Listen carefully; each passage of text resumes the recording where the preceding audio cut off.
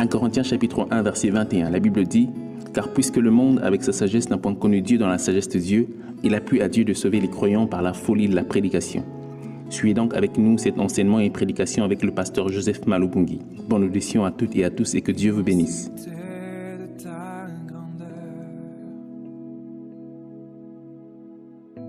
Me montre que je ne suis rien. Mais quand tu façonnais la terre, j'étais déjà près de ton cœur. Tu m'aimais avant que je sois. Et pour moi tu as tout donné. Toi seul pouvais me livrer.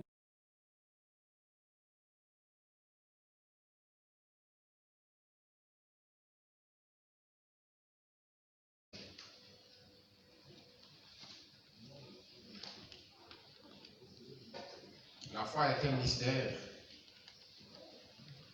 Un mystère, c'est quelque chose qui est caché aux hommes en général, mais qui est révélé à quelques initiés. Et en ce qui concerne la religion, un mystère, c'est une réalité divine inaccessible à la raison humaine. Mais le mystère a toujours été dévoilé. Amen. Le mystère a toujours été révélé. Un mystère, pour ceux qui ne comprennent pas, c'est un secret. Un secret qu'on vous révèle. Et quand vous connaissez la révélation du secret, votre vie change. Amen. La foi, c'est quoi? La meilleure et la plus grande définition de la foi, c'est Hébreux 11.1. Une ferme assurance des choses qu'on espère, une démonstration de celles qu'on ne voit pas.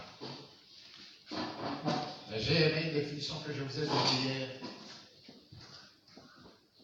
La foi, c'est la confiance totale en l'amour de Dieu et en la puissance de Dieu.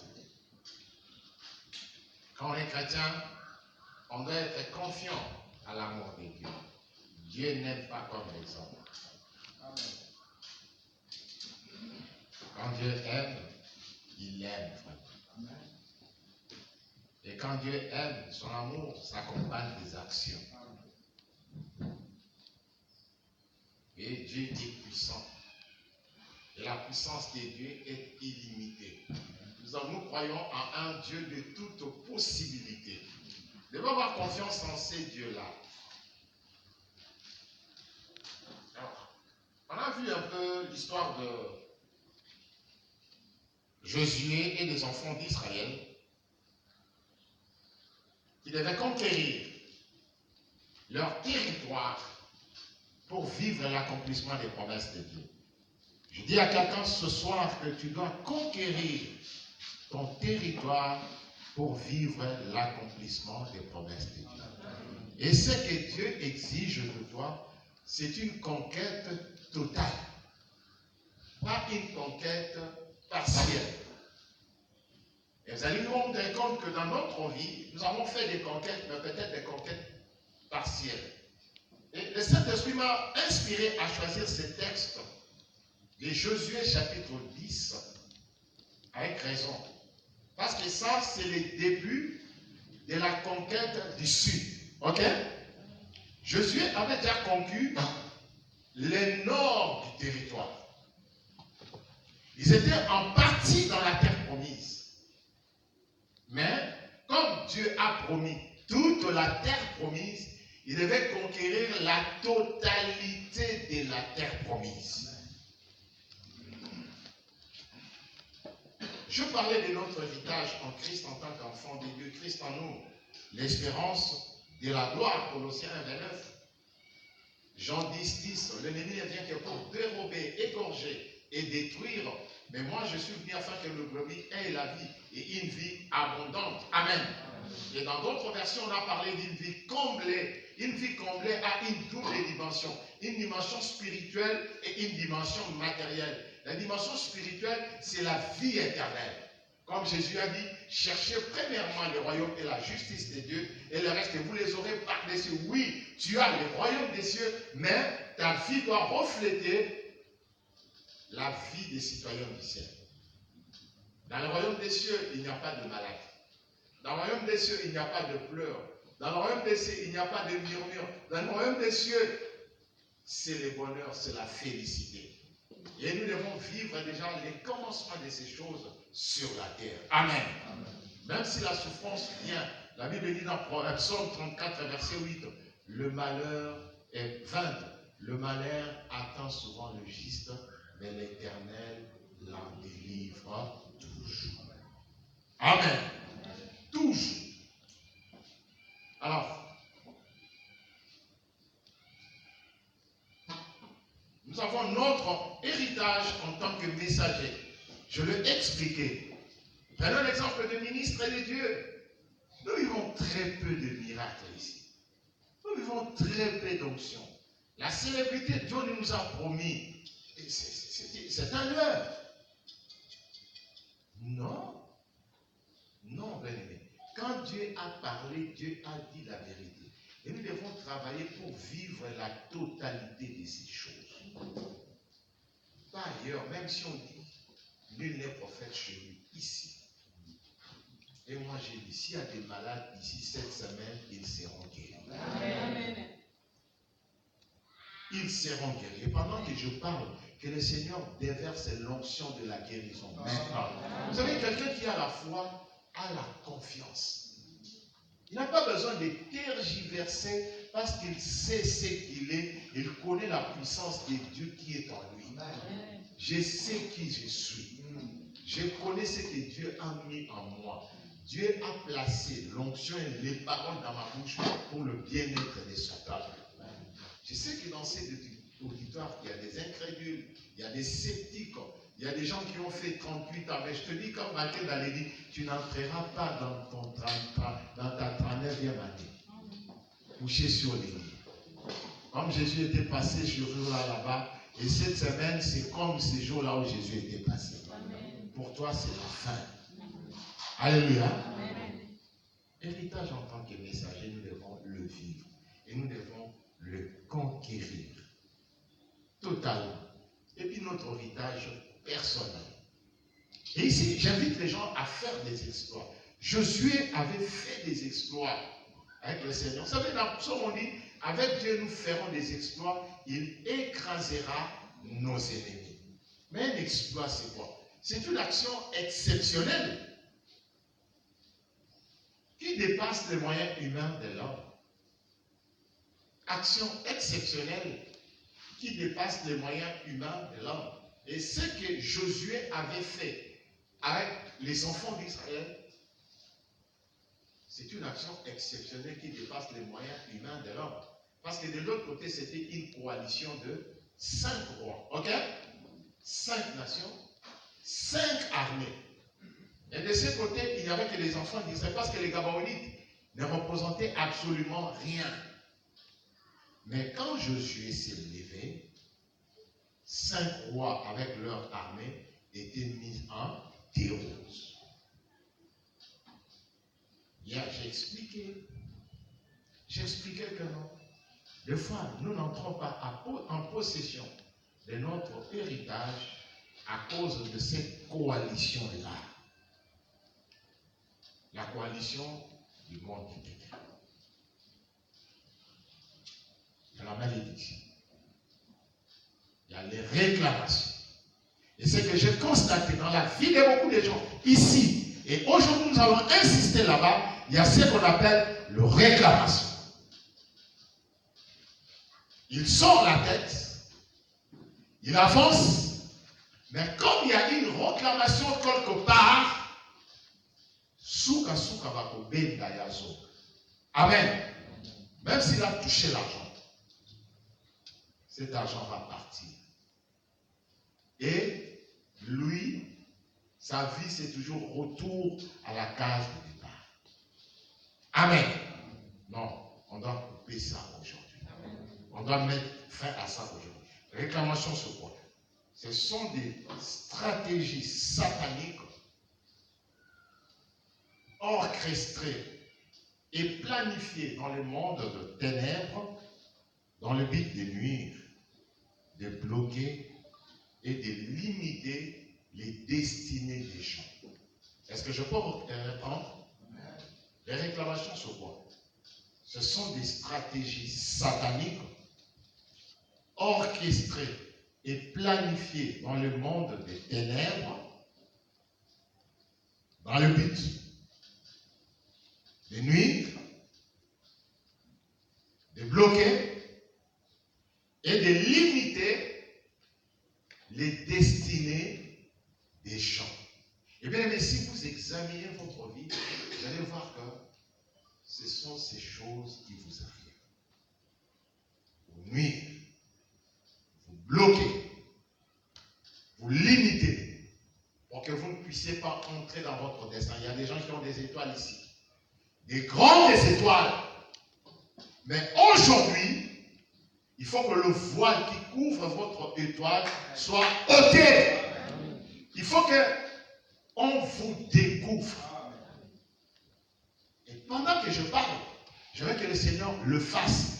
Que les voiles soient ôtés maintenant. Si tu es une belle femme, alors il faut que l'on découvre que tu es une belle femme et que tu profites de toutes les bénédictions liées aux belles femmes. Amen. Si tu es intelligent, il faut que le voile soit ôté et que tu puisses bénéficier de toute le grâce liée aux hommes intelligents.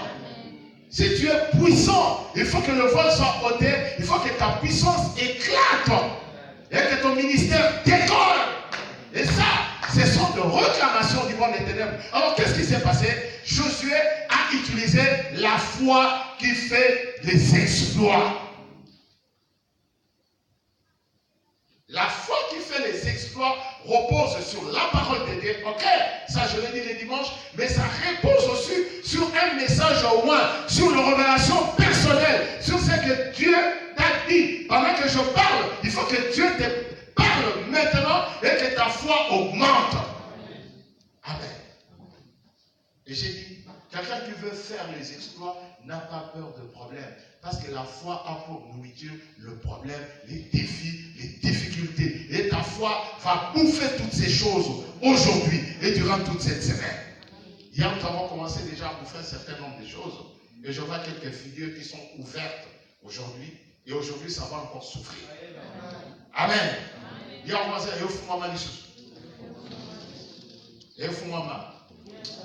Amen.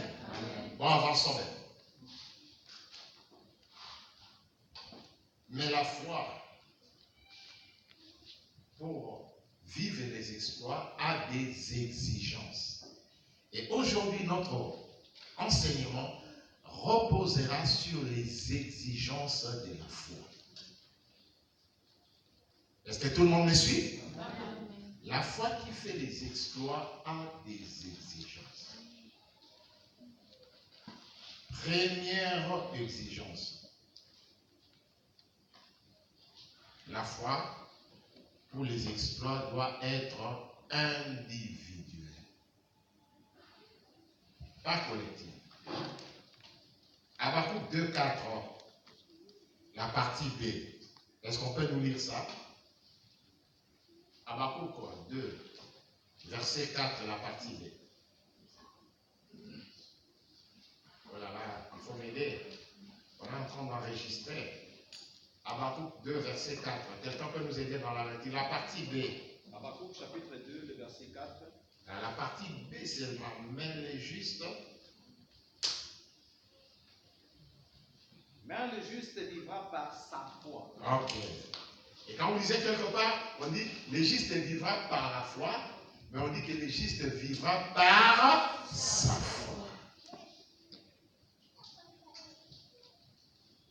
Donc, si tu veux vivre des exploits, tu dois avoir la foi.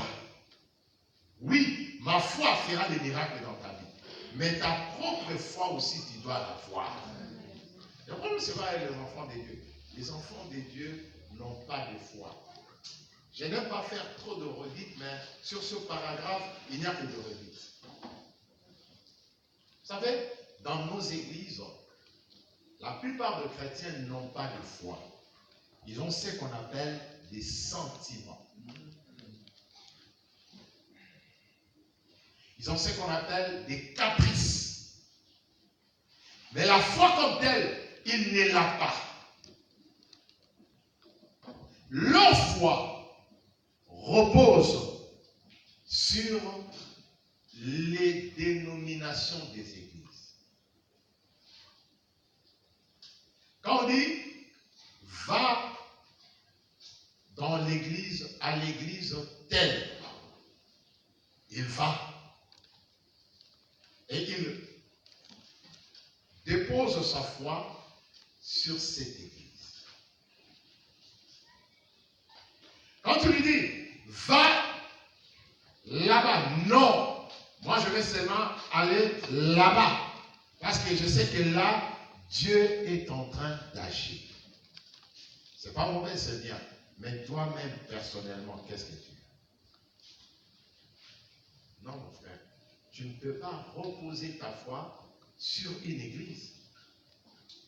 L'église passe, mais la parole de Dieu reste, la parole de Dieu demeure éternellement. Il y a des gens qui déposent leur foi sur les hommes et les hommes de dire oui, je sais. Ce sont de redire des choses que j'ai déjà dites ici. Ok. Je sais, il y a des hommes de Dieu qui sont bénis. Il y a des gens de Dieu qui ont la grâce. Je discute avec un homme de Dieu régulièrement. Lui, il a la grâce financière. Et s'il prie pour toi, frère, aussi maman. Alléluia. Mais non, ma foi repose d'abord sur le Seigneur. Vous voyez, aujourd'hui, c'est moi qui devrais prêcher. Mais si je tombais malade et que l'on prenait une autre personne qu'on mettait ici, est-ce que tu auras la même foi?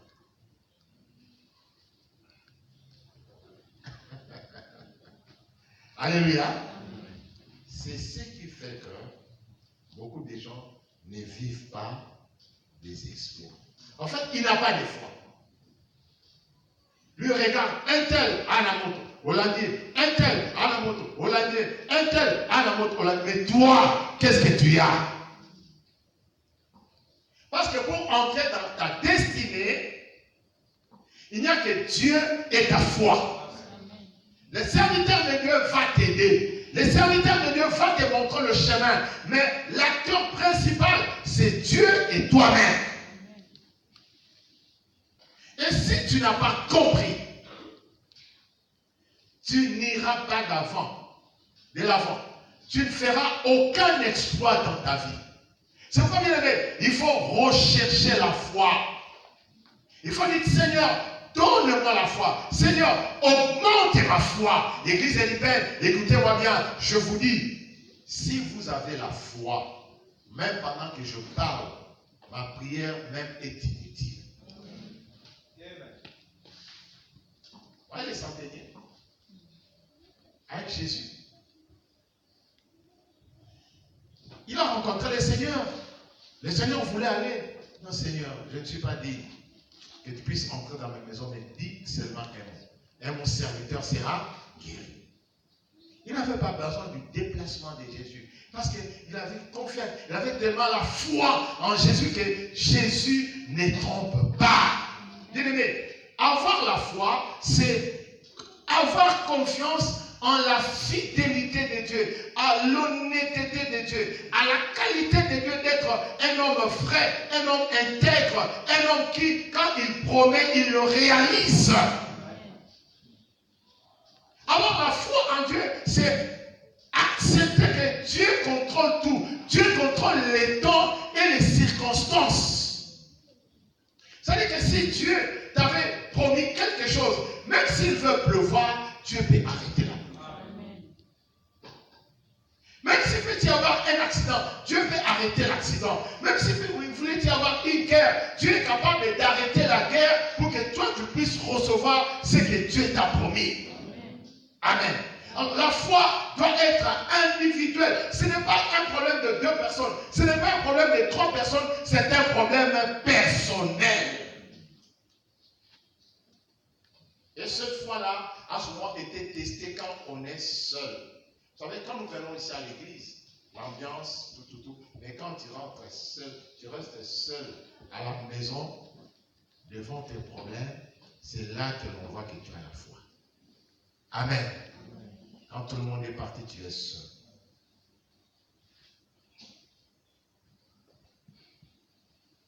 La deuxième chose, la deuxième exigence de la foi. 1 Timothée 3,9. Est-ce qu'on peut nous lire ça?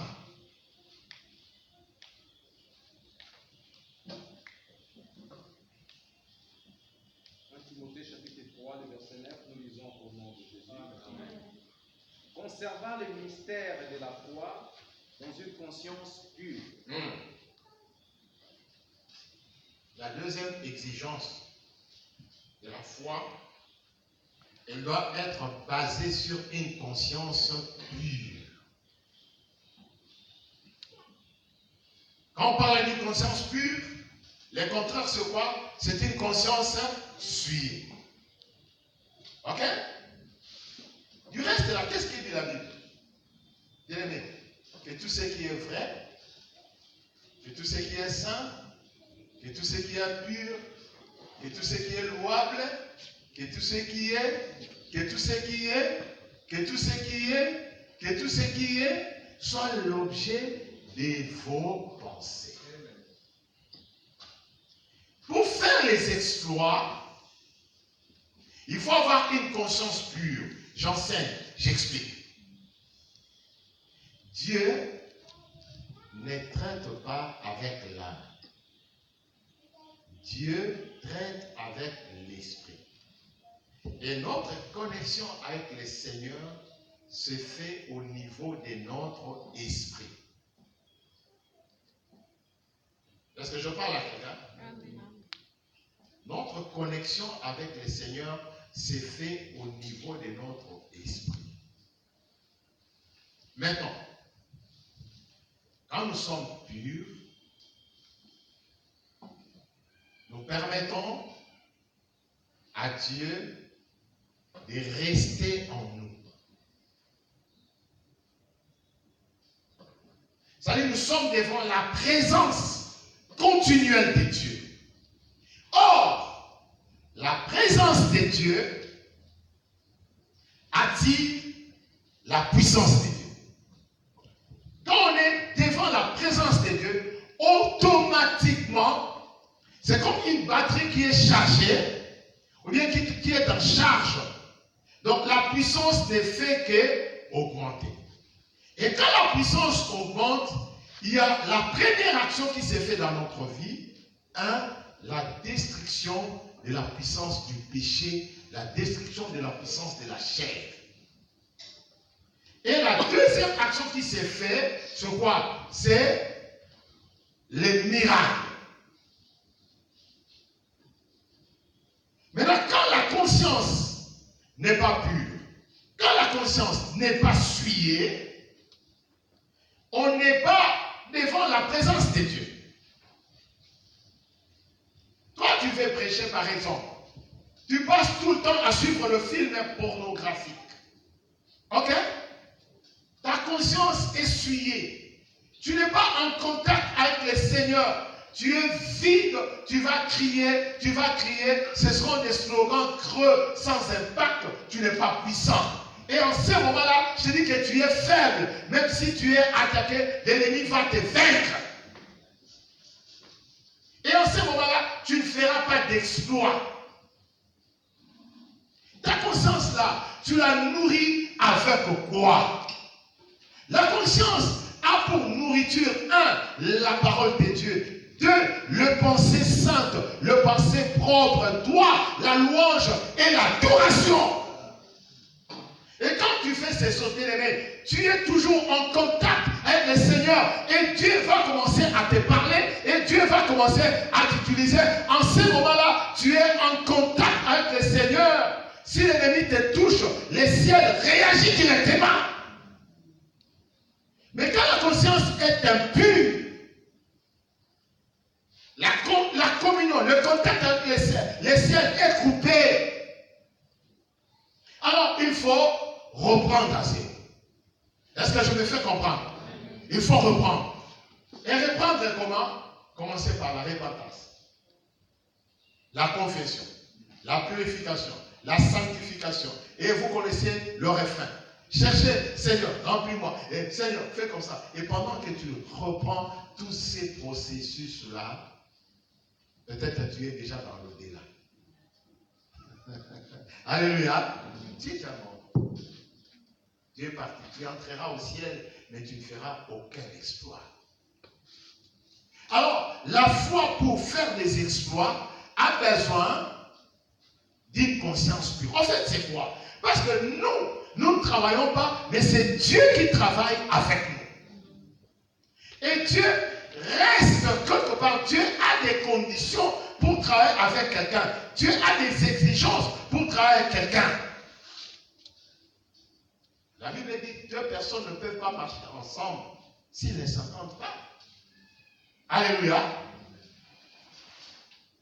Comment? Toi, tu peux parler au ciel. Tu peux dire au soleil de s'arrêter et le soleil t'obéit. Mais quand toi, tu parles, il y a quelque chose qui s'est fait. Quoi? Quand toi, tu parles, pendant que moi, je parle ici, les anges viennent accompagner mes paroles. Tu vois le mystère? Pendant que je parle, s'il y a un démoniaque ici, les anges vont chasser les démons.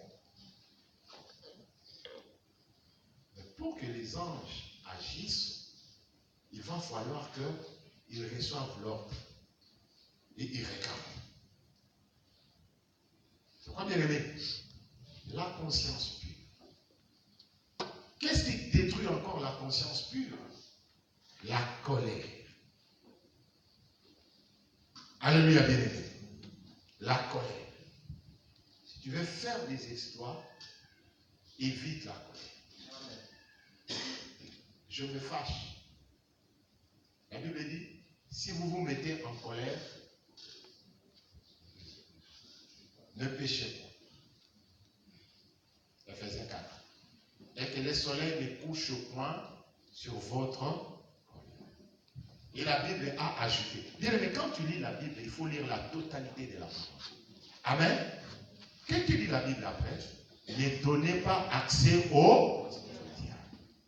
Vous voyez que la colère est une porte qui donne accès au diable.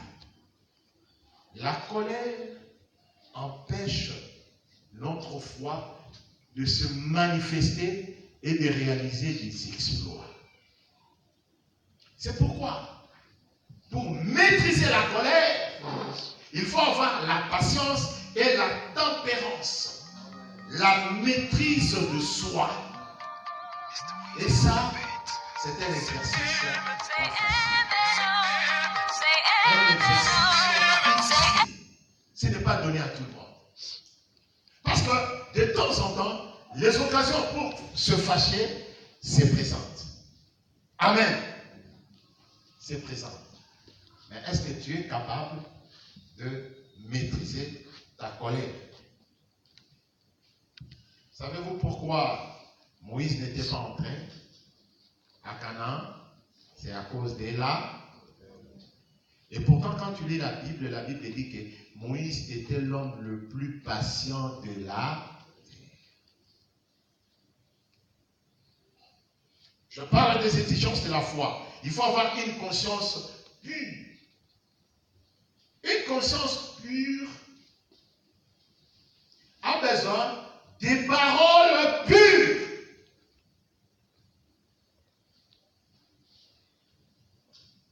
Bien-aimés, si nous voulons réaliser des exploits, parce que nous utilisons la parole. Depuis que j'ai commencé hier, vous m'avez vu utiliser l'eau ici. Vous m'avez vu utiliser les mouchoirs ici. Vous m'avez vu utiliser une poudre ici. J'utilise là. Il faut que cette bouche ici, ok, fasse sortir des paroles pures. Bien-aimé, je vous dis, si tu veux réaliser des exploits, il y a des termes qui ne doivent plus sortir de ta bouche. Amen. Est-ce que j'enseigne bien? Amen. J'enseigne bien. Amen. Vous comprenez? Amen. Je crois qu'aujourd'hui, chacun va prononcer des paroles qui feront des exploits. Des paroles pures, des paroles propres, des paroles comme des paroles de Jésus. Des paroles comme si c'était Dieu qui était en toi et qui parlait. Pas d'insanité. Même si on parle d'intimité dans le couple, il y a un langage qu'on peut utiliser. Amen. Et posez la question à tous ceux qui prêchent sur le couple. Quand on parle d'intimité, on parle de fête. Alléluia. Et c'est propre, c'est pur. Mais ce n'est pas comme les païens. Non, il y a des paroles qui ne peuvent plus sortir de nos bouches. Parce que toi, quand tu parles, ta parole, c'est la parole de Dieu. La personne qui fait les exploits est devenue un avec la parole de Dieu. Quand Dieu parle, qu'est-ce que Ésaïe 55? La parole de Dieu ne rentre pas. Et c'est comme la pluie. Quand la pluie tombe, la pluie ne rentre pas sans avoir arrosé, fécondé la terre et fait germer les plantes. Donc la pluie fait un travail. La pluie a des effets. Ensuite, il y aura le soleil, ça va s'évaporer et ça rentre. Quand ta parole sort, la parole doit faire un travail. Aujourd'hui, je suivais le pasteur Mouchebele sur Samamalam.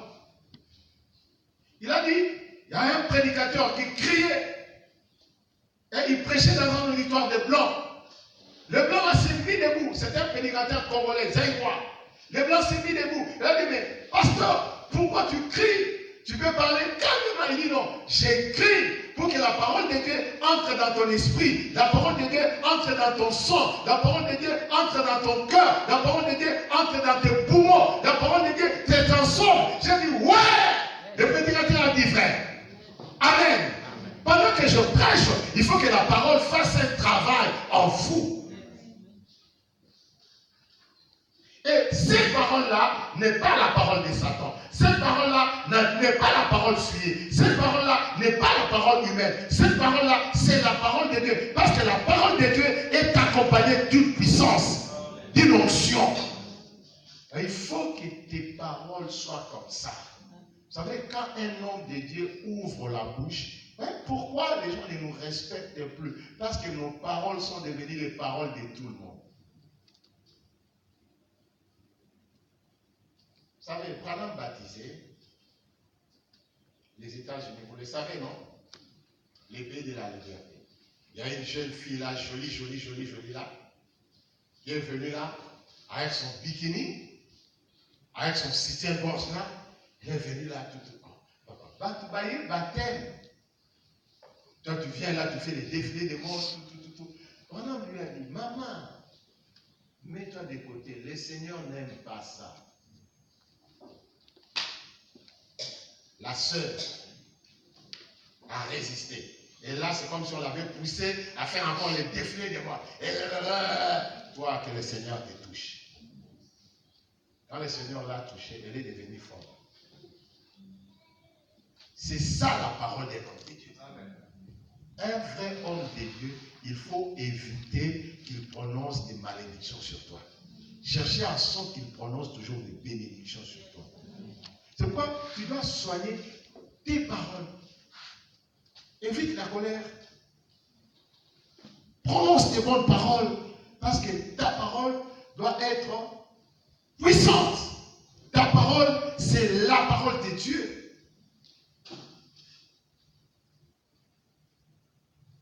Troisième condition. Dans les exigences de la foi qui produit les exploits, Parce qu'aujourd'hui, nous allons faire des exploits. Amen. Troisième exigence. Pour faire des exploits, cette fois-là, doit se centrer sur Dieu et Dieu seul. Elle doit être totalement dépendante de Dieu.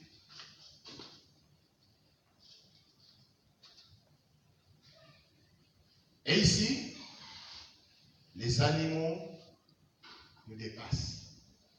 Quand Jésus a parlé d'inquiétude dans Matthieu 6, il a dit, regardez les oiseaux du ciel. Ils ne sèment pas, ils ne travaillent pas, mais Dieu les nourrit. Parce que les oiseaux comptent sur les cieux. Les païens ont voulu contredire la parole de Dieu, les incrédules ont voulu contredire la parole de Dieu. Les oiseaux ne travaillent pas, mais les oiseaux sortent. Oui, tu peux sortir et ne rien recevoir, ne rien trouver, ne rien avoir. Amen. Jésus lui regarde le fleur. Si Dieu revêt l'herbe, à combien plus forte raison ses enfants? En fait, quand Jésus parlait de cela, il parlait des inquiétudes, parce que les gens s'inquiètent beaucoup. Il montrait aux gens qu'il fallait compter sur le Seigneur. Celui qui fait des exploits, sa foi repose sur le Seigneur et le Seigneur seul. Je vais donner l'exemple, mettez à terre. Un jour, on m'a envoyé faire la collecte dans une de nos églises locales. Vous allez dans cette église locale. Pendant que je prêchais, ceux qui avaient l'habitude de donner d'abord, la plupart n'étaient pas venus à l'église, et puis d'autres sont sortis. J'ai commencé à lancer l'appel comme nous le faisons ici. Appel. Les gens me regardaient comme ça.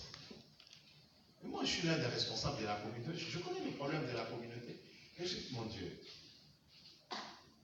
vraiment, quels seront les résultats? J'ai entendu une voix qui me dit, prie. Amen. Compte sur le Seigneur. Bien aimé, j'ai arrêté l'appel. J'ai demandé à la chorale d'entonner un cantique. La chorale entonnait un cantique. On a prié, on a prié, on a prié. Après, j'ai lancé l'appel. 2 personnes. 2 jeunes gens. Des gens comme, je ne minimise pas, comme Élie, comme ça. Et l'autre comme les petits frères de repos. Je l'ai vu ici, Mike. Un s'est mis debout. Il a donné $100. Et l'autre s'est mis debout. Il a donné $100. Et puis l'histoire était finie. Objectif atteint.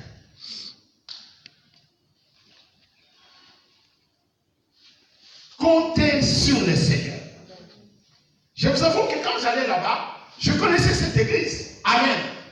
Je savais qu'il y avait un tel. Il y avait un tel. Il y avait un tel. Il y avait un tel. Il y avait un tel. Vous savez pourquoi nous ne faisons pas des exploits dans nos vies? Parce que nous ne comptons pas sur le Seigneur et sur le Seigneur seul.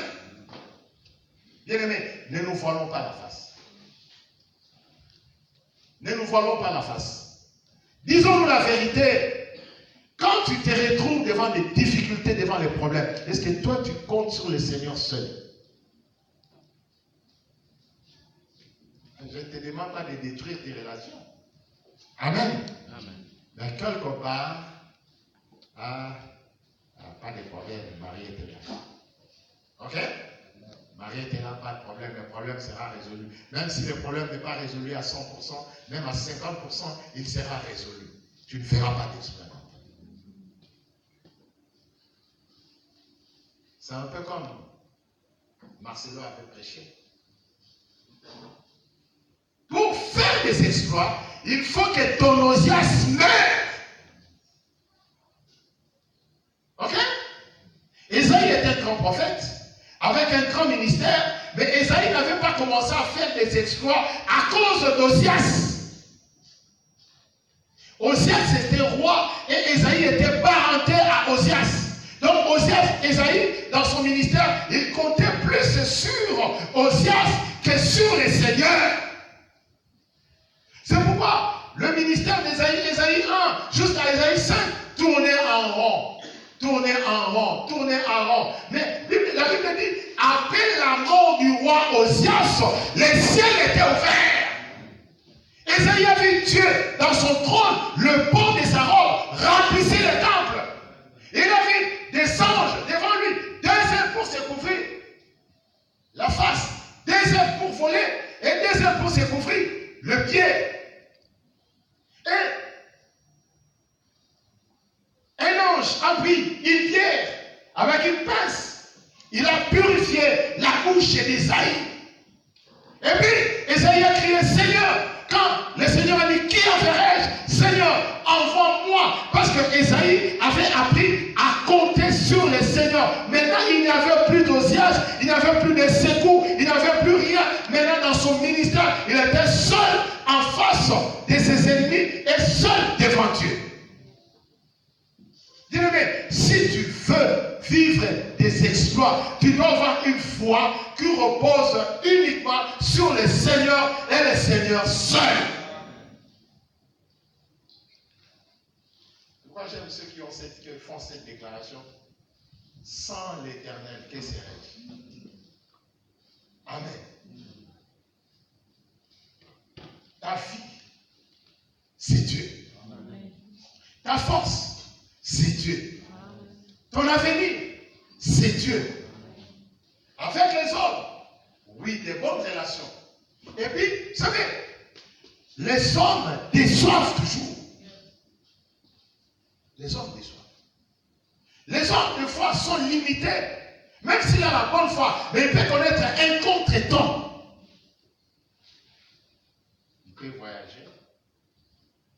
C'est ce que Élie avait dit au prophète de Baal, non? Continuez à prier, peut-être votre Dieu dort, peut-être votre Dieu voyage, à voyager. Ok? Si tu veux faire des exploits dans ta vie, apprends à compter sur Dieu. Et sur Dieu, ça va, vous me comprenez bien aujourd'hui?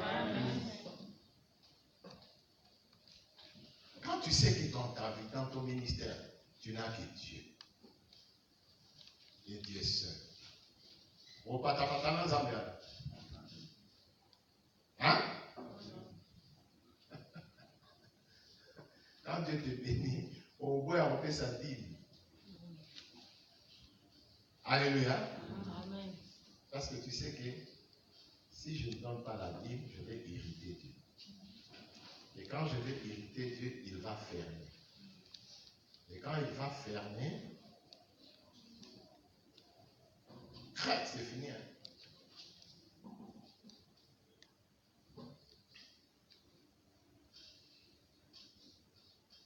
Quand tu comptes sur Dieu seul, c'est confiance totale et obéissance totale. Vous voyez, nous avons raté des occasions de faire des exploits dans nos vies parce que nous avons compté sur nous-mêmes. Nous avons compté sur les autres. Vous savez, dans la vie de tout un chacun, Dieu lui a déjà donné l'occasion de compter sur Dieu lui-même. Mon frère, tu ne me diras pas que dans ta vie, tu n'as pas eu l'occasion de toucher à l'argent.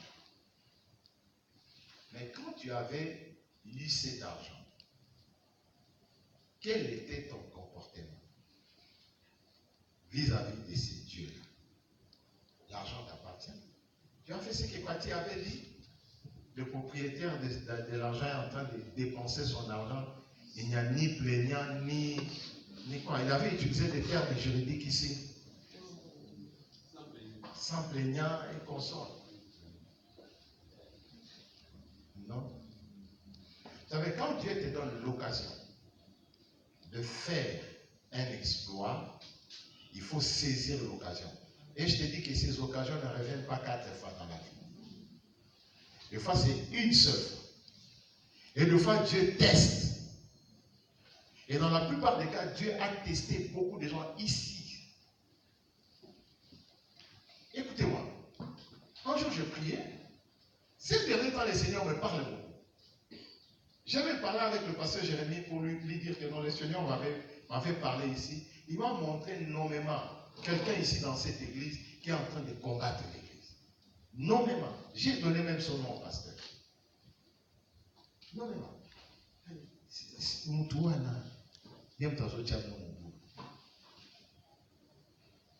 Quand je l'ai regardé, j'ai dit au pasteur Jérémie, mais c'est grave. Bon, tout le monde en bas. Amen. Alléluia. Amen. Vous savez, tel que vous êtes là, Dieu vous a déjà donné l'occasion de faire des exploits. Dans un domaine particulier de votre vie. Mais, ce qui a manqué, c'est quoi? Vous ne comptez jamais sur le Seigneur lui-même. Vous comptez sur vous-même. Alléluia. Amen. Tu comptes sur ta prière. Moi, je te dis que dans le domaine des exploits, la prière vient en seconde position. La première position, c'est Dieu. La deuxième position, c'est la foi en Dieu. La troisième position, c'est la grâce. La prière vient après. Il y a des gens qui font des exploits à cause de la grâce que le Seigneur leur a faite.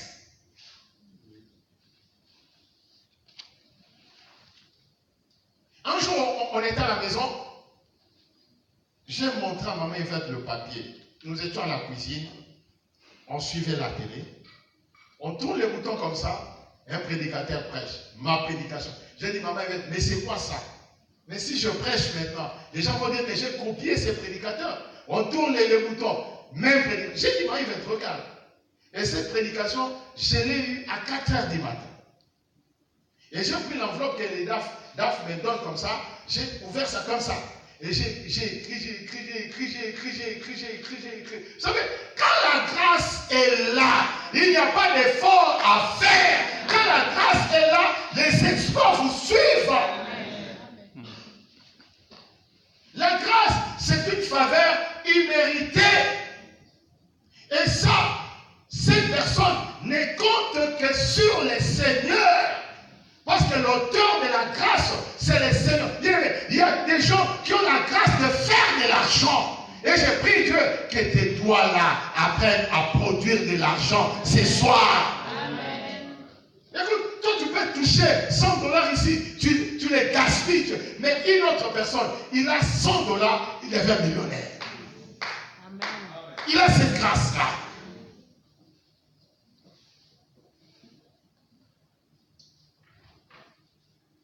La foi qui fait des exploits repose sur Dieu et sur Dieu seul. À partir de maintenant dans ta vie, il faut apprendre à compter sur Dieu. Église Élipène, comptons sur le Seigneur. Missonabiso, Nangomba, comme on a dit, je lève mes yeux vers les montagnes, d'où me viendra le secours. Le secours vient de l'Éternel qui a fait les cieux et la terre. Et quand tu as cette foi-là, chaque fois que tu te retrouveras devant des problèmes, devant des difficultés, quelle sera ta première réaction? Paf, tu te tournes vers les Seigneur. Avant de te tourner vers les hommes. Regarde Josué pour la conquête. La victoire à Jéricho. Une victoire éclatante. Josué 6. Josué 7, Akan commet les bêtises. Josué 8, la partie A, première partie. Avec les bêtises d'Akan, ils vont à Haï. Josué même a diminué le nombre de soldats. Ils sont allés là-bas, défaite totale. Mais regarde, comme Josué compte sur le Seigneur, Josué n'a pas commencé comme ça. Israël a une grande armée. Il y a des vaillants soldats. faisons des entraînements, faisons ceci. Ah non, la Bible dit. Il a fait ça, mais après, ok? Mais la Bible dit. Josué a passé la journée front contre terre devant l'arche de l'Éternel. Il ne comptait que sur les seigneurs. Il avait des soldats, il avait tout. Il n'a compté que sur les seigneurs. Et quand le Seigneur lui a parlé, il se relevait. C'était la destruction des Haïs. Ce qui a poussé même les Gabaonites, amen, à venir faire l'alliance avec eux. Exploit.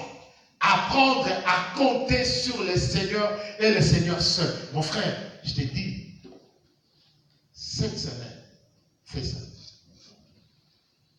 Fais ça. Oh, je vais aller vite. Hein?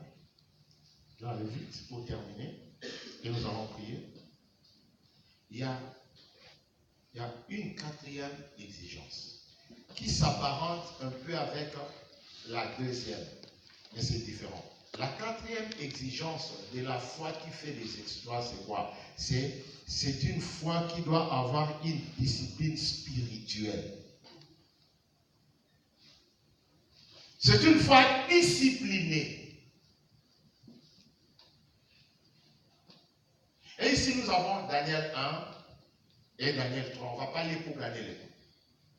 Daniel 1 et Daniel 3. Connaissez les exploits de Daniel à Babylone? Daniel a fait ce qu'un homme n'a jamais fait. Le roi a eu un songe. Le roi a oublié les songes. Ok? Mais il s'est dit non. Aujourd'hui, j'ai eu un songe. Maintenant, il appelle les gens. Rappelez-moi les songes et donnez-moi l'explication du songe. Bien aimé. Bon. Donc, mes canards n'ont pas prophète aller. Hein? Tel que Jonathan est là. Que je dis à Jonathan, Lélo, ou l'autre qui brouillé, et que je lui donne l'explication. Dans la plupart des cas, c'est ça. Dis-moi les songes et je te donne l'explication des songes. Mais Daniel a fait un exploit. C'est-à-dire que l'esprit de Daniel s'est connecté avec le ciel qui avait envoyé les songes. L'esprit est allé, il a pris les songes, il a amené. Non seulement l'esprit a amené les songes, l'esprit a donné l'explication du songe. Un exploit. Quelque chose qui est inaccessible à l'homme, impossible à l'homme. Mais la discipline a commencé dans la vie de Daniel 1. Ok? Les mets du roi. Vous connaissez l'histoire? Daniel a dit, nous ne mangeons pas les mets du roi. Et quand on parle des mets du roi, les gens ne comprennent pas. Non. Les mets du roi étaient associés au sacrifice aux idoles. C'est pourquoi quand on t'invite à manger, faites attention. Et Daniel, connaissant cela, il savait que, Ésaïe 42, verset 8, je suis l'Éternel, ça mon nom, je ne donnerai pas ma gloire à un autre, ni mon honneur aux idoles. Daniel a dit, nous on ne mange pas. Ok? Les mets du roi. Nous on accepte de manger des légumes et de boire. Je suis regarde, mais Daniel, tu me cherches des problèmes. Quand le roi va vous voir maigre, il va me punir. Il a dit non. Nous, légumes et au plat. Ok? Discipline. Si tu veux faire des exploits, une fois qu'il fait des exploits, c'est une fois discipliné.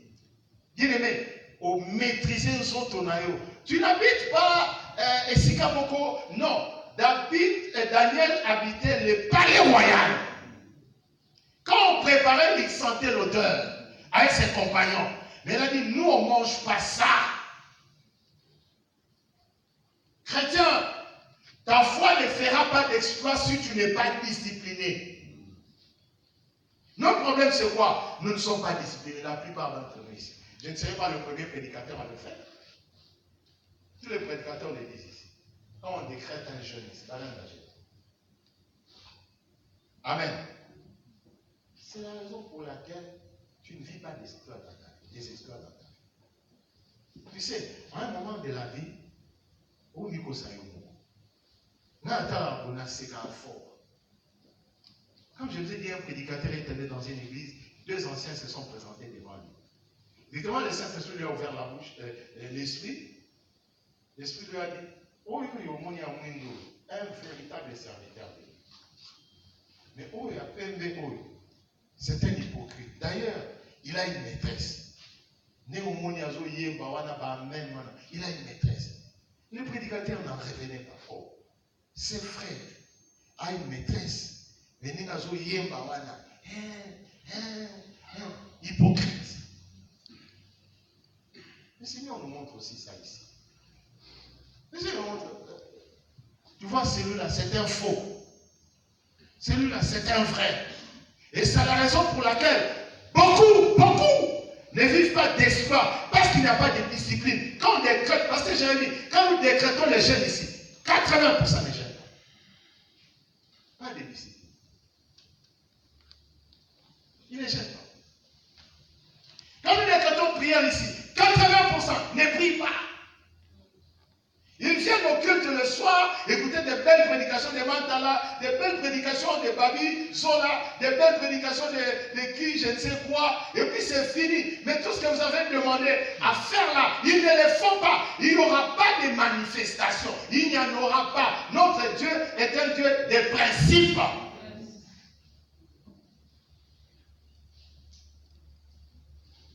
Vous appréciez Kabundualez, et vous connaissez la vie de Kabundualez. Discipliné. Quand Kabundualez à son enfant ne marchait pas, allez le voir. Quand Kabundualez a fait une semaine sous les lits, Seigneur, je ne mange pas, je ne sors pas d'ici si mon fils ne marche pas. Là, tu peux le faire. Ou au Kassai, ce n'est pas ici dans les maisons climatisées. Une semaine sous les lits, en train d'implorer la grâce de Dieu. Bien aimé, quand tu es discipliné, Dieu agit. Amen. Et je te dis, au début de la fin, nous l'avons vécu, je vous l'ai dit ici chaque fois. Le pasteur Ali, il viendra prêcher ici un jour. Sa femme Fifi, ne sait pas. N'enfantez pas. Va changer sur les 4 dames parce que, on se moque, nous, on n'est pas allé voir un prophète. Non. On est venu prier chez moi. Une semaine de prière.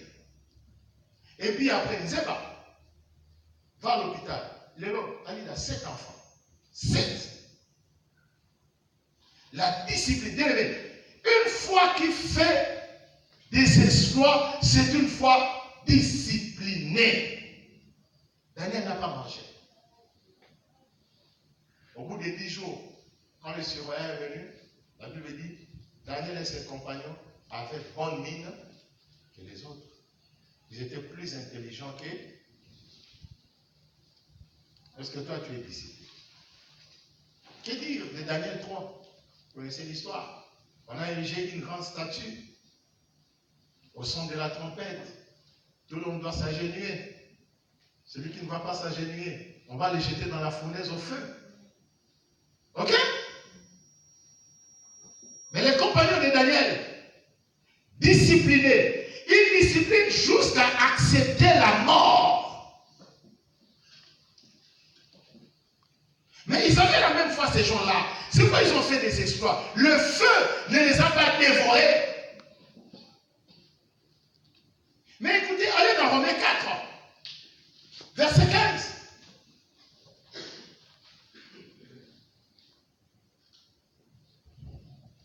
On parle d'Abraham. Paul dit ceci. Abraham croyait que Dieu était puissant pour redonner la vie à quelque chose qui était mort. Parce que notre Dieu appelle à l'existence des choses qui n'existaient pas. D'autres disent des choses comme s'ils étaient. Ils avaient la foi. Ils savaient que même s'ils étaient morts, Dieu était capable de le ramener à la vie. C'est la raison pour laquelle ils ont fait de tels exploits. Et ça, c'est un exploit qui a changé le cœur de Nabucodonosor. On a pris les gens, on les a jetés dans la fournaise au feu. Et le feu ne les a pas consumés. Quand le roi est venu voir, le roi est venu lui-même, il n'a pas attendu le rapport de ses agents. Lui-même est venu voir, il est allé voir. Et dans ces jours-là, le feu ne les consumait pas. Mais même dans le feu, il y avait quelqu'un à leur côté. La discipline.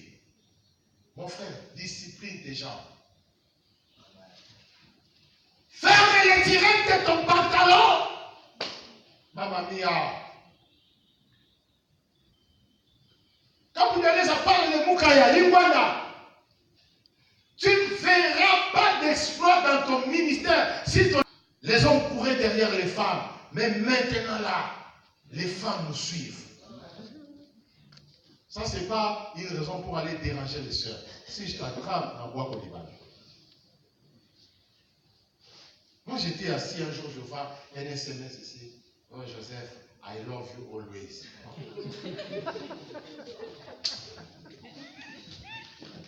Ça veut, moi, je ne garde pas ma langue dans ma poche.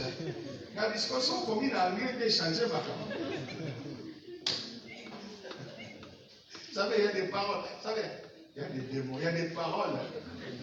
Il y a des paroles que les cocos sont à 50. Mais il faut voir, je vais parler comme Dallon.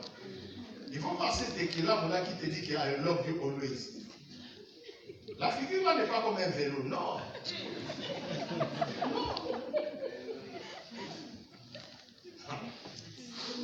Même fait, dernière série. Et comme si cela ne suffisait pas, Sylvain qui est à bâtiment, s'il me suit, il me dit, Joseph, Kingo Mwambe. Je suis venu aux Amadeo. Parce que c'est un animal local, tout ça, Kingo Mwambe. Alléluia. On peut l'écrire, hein? Mais je vous dis, Sozan Nzambe était au Tcholi. Au Tcholi. Tu ne vivras pas d'exploit dans ta vie si tu ne fermes pas ton étirette. Ma soeur, si tu veux vivre des exploits dans ta vie, achète une robe longue. Je parle aux grandes filles. Sonda, robe longue. Amen. Ce qu'on a un gâteau, au sommet, jean à gâteau. Et sérieux, tu ne vivras pas d'exploit. Je suis en train de parler en parabole. Tu ne vivras pas d'exploit dans ta vie. Il faut une discipline. La foi pour faire des exploits. Jésus a fait un exploit. Et laisse-moi te dire, cette église a besoin d'exploits. Ta vie a besoin d'exploits. Cette église a besoin d'un prédicateur. Quand il prêche comme ça, les ciels s'ouvrent et la gloire descend. Le lendemain matin, l'église est pleine.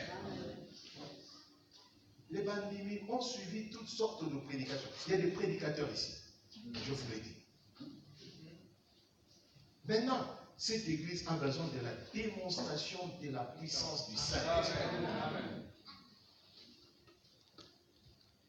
Mais cette histoire-là, nous ne le vivrons pas si nous n'avons pas de foi qui fait les miracles. Quand les étiquettes sont ouvertes, tout le monde avec des jeans de cateau, la bouche là, Osias n'est pas encore mort. Avec des genres de comportements, nous allons faire des slogans creux, des slogans vides et qui n'auront pas d'impact.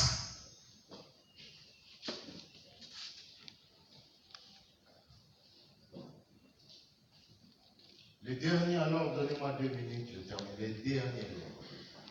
Une foi qui fait des exploits est une foi qui est basée sur l'amour. L'amour. Et le vrai amour.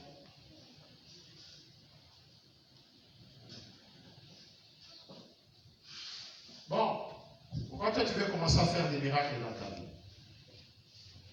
pour prouver à DG que c'est toi le meilleur prédicateur, hein? Et ça. Ok? Amen. Pourquoi toi, tu veux maintenant commencer à voyager? Pour pouvoir marier Kéo, pourquoi vous voyager? Et ça va mater. Pourquoi tu veux faire telle chose? Tout doit être basé sur l'amour. Quand les motivations sont saines, le Seigneur entre en action. Amen. Vous savez, même le mariage, pourquoi je vous parle? Vous pouvez voir que c'est toi qui as fait le plus grand et le plus beau mariage au bal. Tout doit être basé sur l'amour. Alléluia. Amen. Dieu a aimé. Jésus a aimé. Vous savez, quand Jésus aimait, Jésus arrivait même à pleurer. C'est pourquoi les miracles se faisaient. Quand Jésus est arrivé devant la tombe de Lazare, Jésus pleura, le plus court verset de la Bible. Jésus a pleuré. Il a regardé cette famille. Il a dit, oh Seigneur, mon ami Lazare, les moqueries des Juifs, la douleur de la famille. Seigneur, si tu ne fais pas quelque chose, quelle sera la suite? Bien aimé, un exploit est fait. Un mort 4 jours après, il est sorti de la tombe. Bien aimé, quand tu dis Seigneur, regarde l'église de l'Hyper, 40 ans, qui t'es athée. Seigneur, tu ne peux même pas donner un lopin de terre, le Seigneur donne. Amen. Quand tu dis Seigneur, regarde notre famille, tu le dis vraiment sincèrement, avec amour. Regarde, regarde, regarde. Seigneur, est-ce que tu ne peux pas faire quelque chose? Même nous prédicateurs, quand tu prêches, quand tu pries, Seigneur, vois l'affliction de mon frère. Amen. Vois l'affliction de ma soeur. Alors aujourd'hui, nous allons clôturer avec la série là, la foi qui fait des exploits. Les styles que j'ai utilisés aujourd'hui, c'était plus enseignement que prédication. Alléluia. Aujourd'hui, nous allons terminer ces chapitres des exploits. Maintenant, tu peux arrêter l'enregistrement. Nous allons